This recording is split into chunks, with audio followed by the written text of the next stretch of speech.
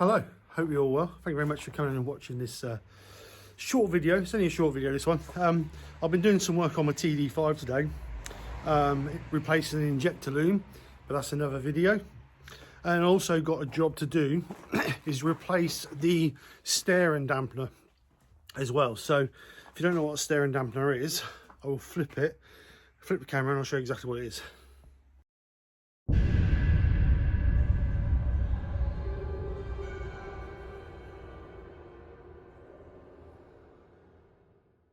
Right, so Sterring dampener on the TD5s, because the wheels are so big and chunky, they're prone to trying to snatch across the road. So what Landrover did was they put what they call a Sterring dampener on it, and basically it's just a shock absorber that goes on the steering unit. So when you hit a bump, it takes some of the shock out of it and it gives you more control of the steering. Recently I've noticed that the car seems to be wandering a little bit. Now, when I bought the car back in 2010, 2012, something like that, I put a brand new one on it because it was wandering all over the place. So it's been on there quite a while. So I'm hoping, I've checked all the steering and suspension, everything's tight, there's no wear and tear in any of the joints or the bushes. So this is the thing I'm checking. I have got a slight leak from the power steering pump, which I replaced about 10 years ago, and there is a little bit of an oil leak from the main seal on it, and there's no play in the steering box, so this is the only option it can be. If I put this on and this doesn't cure it, then what I'm going to have to do is think about changing the steering box, because obviously there's play in the steering box because there's no play in any other linkage. So I'm just going to change this. All it's held in was 2 bolts. Really easy to change. So, but I thought I'd just show you how to change it, just in case someone's got the same symptoms and they're not sure what it is. So like I say, if you've got wandering, or you find that you seem to be all change or trying to correct the movement of the steering all the time, then it could be your Sterring dampener. But check all your linkages as well, because there could be a wear on a ball joint or a track rod end or things like that. So always worth checking. But I'm going to change this. So let's get under the car, get the 2 bolts out. Like I said, I don't know how hard the bolts would be to come out because it was changed. It hasn't been off for a long time. And then we'll get this on and then we'll double check it. But what we need to do is, with any shock absorber, you need to prime it. You need to pump it. I don't think I'm going to be able to pump this because it's so stiff. I ain't going to be able to pump that one. It's obviously this is a Terra Firma one. I always like to use Terra Firma. I think they are good.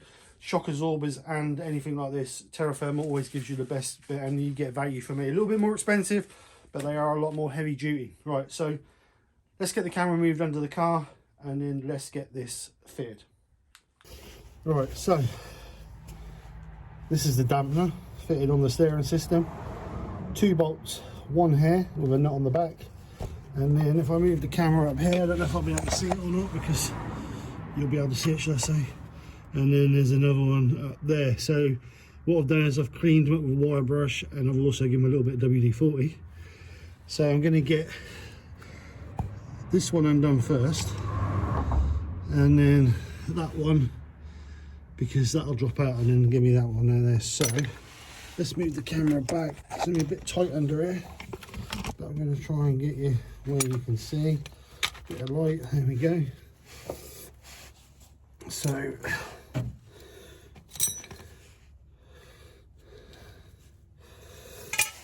let's get the spanner around the top.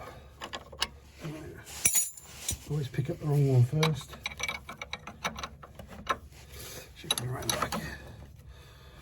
So it's going to be a bit of a job to crack, because like I said, it's been a long while since I've been off, but hopefully it shouldn't be too bad. Let's crack the back off that way first.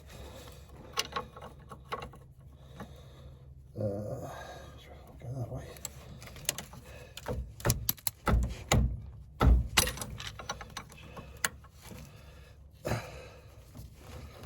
Cool, that's tight. She's tight. I know it'd be tight because let's just get to give it a little bit of persuasion. So it's the leather copper hammer, so we're not going to do no damage to the tools. I'm using the copper side. But I'm not going to crack it. Like that. so, and then once we get that moving, there we go, and that's loose. So now we can start doing it. Oops. Like I said, they've been in there 20 years, no, not 20 years, 10 years should I say, so we know they're going to be tight.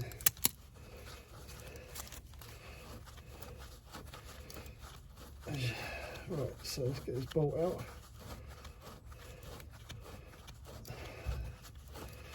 Just looking at that, looks like I've got to try and extend it a little bit, which is going to be fun, because it's really tight, the new one is. So let's put the nut back on there. So that's that one out. So let's get the camera moved so we can get the other side done. Right, we've got it loose.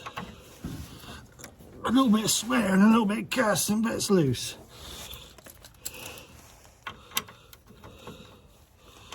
That was tight, too tight really, it didn't need to be that tight.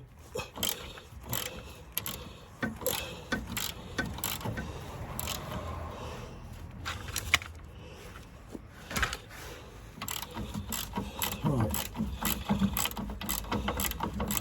But it's off now, so it doesn't matter.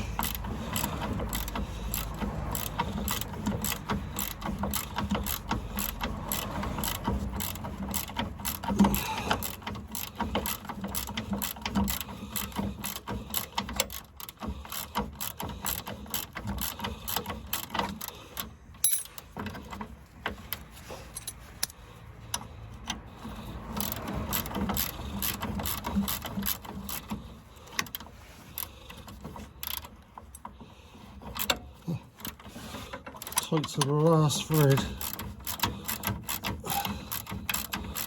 You'll find when you're working on Landrovers that everything's strange sizes, like most people put 17s, 19s and that on their cars.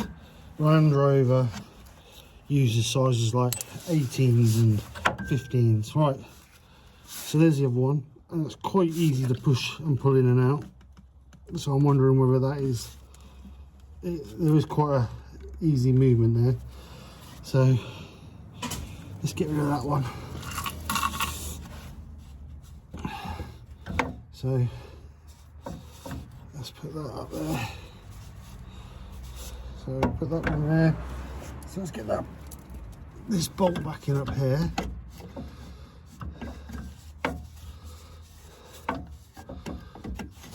So let's get this bolt back in here, that'll hold it in place.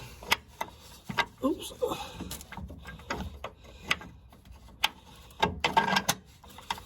So that'll hold that. Just put the nut on it so it can't fall off. That shouldn't fall out anyway. Right, let's get this one back in. Oh, I actually stretched it out quite in a good place.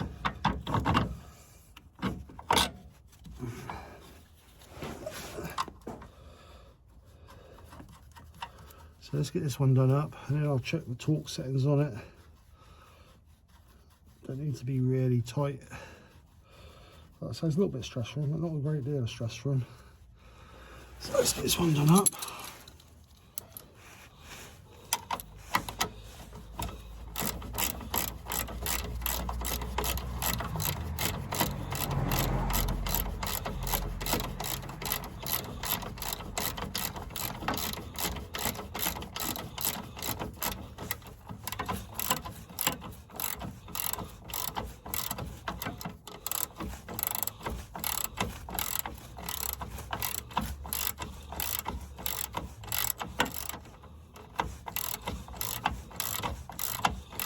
And so hopefully this is just going to get rid of that little bit of wandering. Not wandering, you just feel like you're constantly correcting the steering wheel just to get it right. Right, so I'm going to do that for that now, and then I'll just check the torque settings on that, and then we'll do the other one. Let's quickly do the other one. So let's quickly do this one up.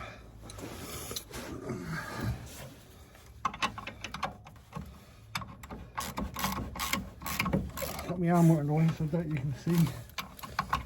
Sorry, I can't even get that way.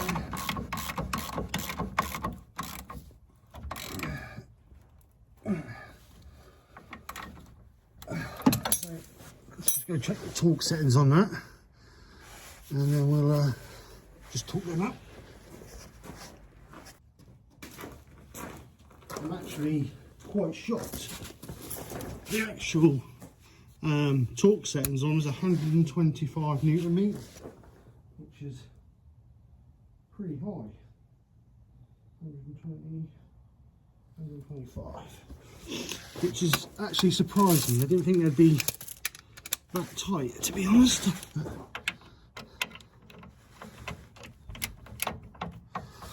So let's see if we can get not like that. Trouble I've got now is I've got to try and hold that and torque up at the same time. Oops.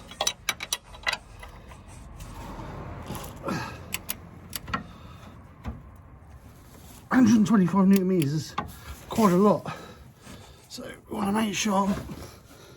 Let's put you on the camera that you can see. So 125 Newton meters is quite a lot of pressure. Oh, I can't get that, which I don't know if I'm going to get because of. There you go. That's a lot of that's quite tight, really tight. So let's do the other one. This one should be a little bit easier because we've not got a little bit more space to play with.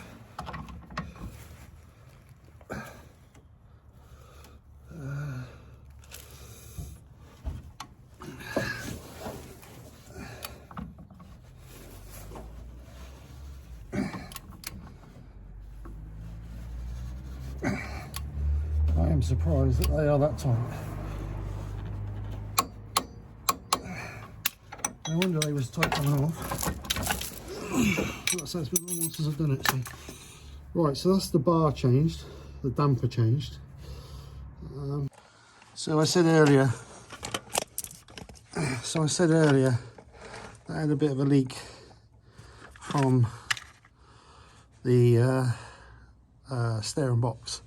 So what's happening is where that big nut there that you can see at the top there,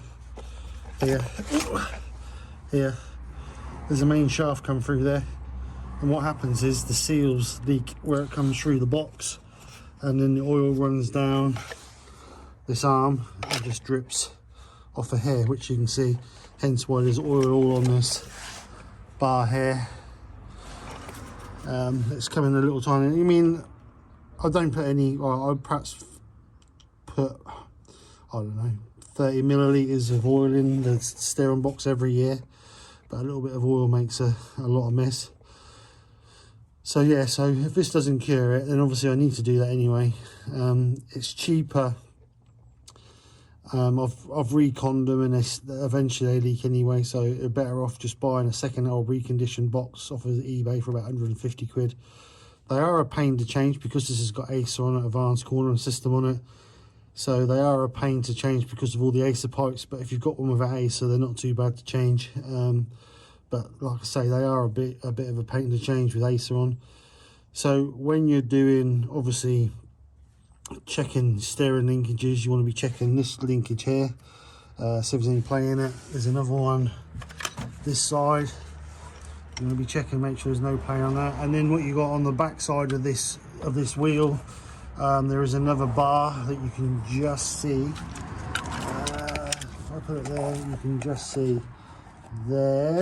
Can you see that? Put it there. There. So that linkage here you want to be checking as well. And then the camera's decided to go Burton. So that linkage there, and there's a bar that goes all the way along the back. And that goes onto the back of the wheel there, which is the actual tie rod between the two wheels. So you want to check all those linkages as well. Like I said, I've checked all mine, they're absolutely bone dry. So I'm hoping that this damper is the issue. So we'll see, time will tell. Right, so that's done. That's that little job done.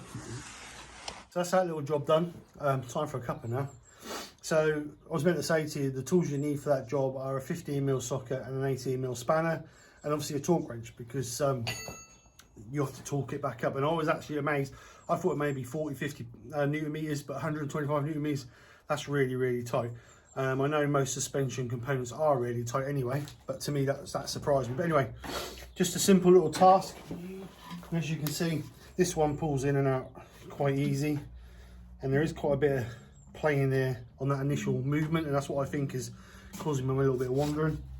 So hopefully that's cure that problem, but we won't know until we get it on the road and give it a road test, which would be my next thing, and then I will let you know if we cured it or not. So hope that helps somebody. Like I say, if you've got issues where you seem to be constantly altering the steering, and it's one of a few little things. It could be worn track rod end, or the joint between the steering box and the passenger side wheel in the UK, or it could be a little bit of movement, a little bit of play in your steering box, which is a total another video, because you can adjust the movement in your steering box. But you need to be careful you don't over tighten it, because what you do is you just cause internal wear and damage your steering box. Or it could be that damper. So several little things you want to check. Try the cheapest thing first, which to me is jack it up and see if there's any movement in the wheels. If you've got any movement in the wheel side to side, then it's a track rod end. If you've got any movement up and down, then it's a top and bottom ball joint. So check those, then come underneath and check the linkage between the steering box and the wheel. If all those are good, then try the damper. I think the Terra Firma damper was about £45. You can get cheaper ones, but I'd rather have Terra Firma because they are a heavy duty damper. And like I say, that one's been on there over 10 years. So it's lasted. And at the end of the day, if I've got to spend £45 every 10 years for it, then I'm not going to worry too much about it. So anyway, I hope it helps people. If there's any questions, leave me a comment and I will get back to it as soon as I can. Other than that, I hope you've enjoyed. If you can, give it a thumbs up, a like and a share. That really helps the channel, because this channel is growing and I want to try and get the word out there. And hopefully there'll be more tutorials coming on the TD5 and the Range Rover, because I've got a few little jobs to do on the Range Rover as well. So other than that, guys, thank you very much for watching. Hope you've enjoyed, and I'll speak to you on the next one. Bye for now.